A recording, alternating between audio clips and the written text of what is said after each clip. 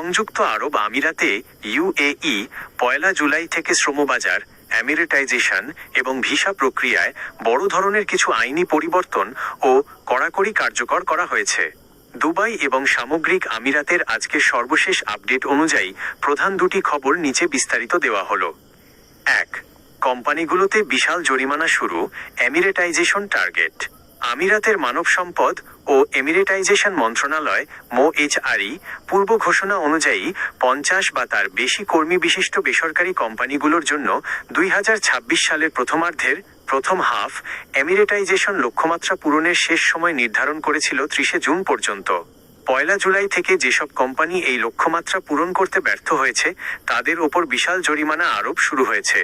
জরিমানার পরিমাণ লক্ষ্যমাত্রা অনুযায়ী প্রতি একজন স্থানীয় নাগরিক এমিরাতি নিয়োগ না দেওয়ার অপরাধে কোম্পানিকে প্রতি মাসে 10,000 দিরহাম, যা বছরে 1,20,000 দিরহাম জরিমানা গুনতে হচ্ছে।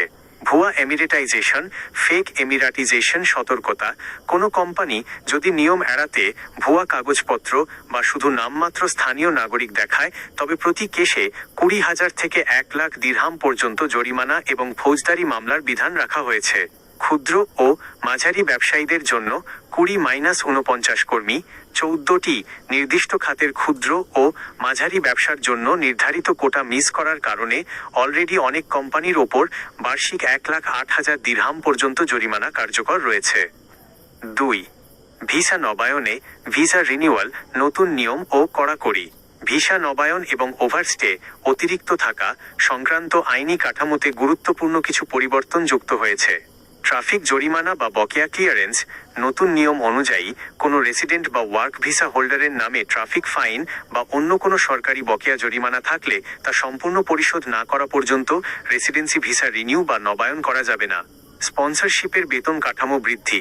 আপনি যদি আপনার পরিবারের সদস্যদের ডিপেন্ডেন্ট ভিসা স্পন্সর করতে চান তবে স্পন্সরের সর্বনিম্ন মাসিক বেতন 3,000 দিরহাম থেকে বাড়িয়ে 4,000 দিরহাম করা হয়েছে। ওভারস্টে ফাইন বা অতিরিক্ত থাকার জরিমানা।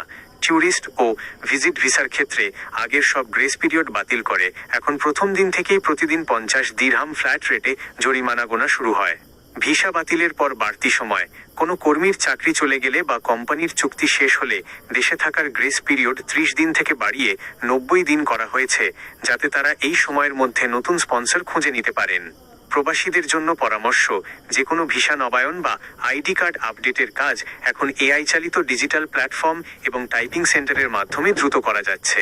তবে কোনো বকেয়া জরিমানা বা আইনি ঝামেলা থাকলে তা আগেভাগেই ক্লিয়ার করে নেওয়া বুদ্ধিমানের কাজ হবে।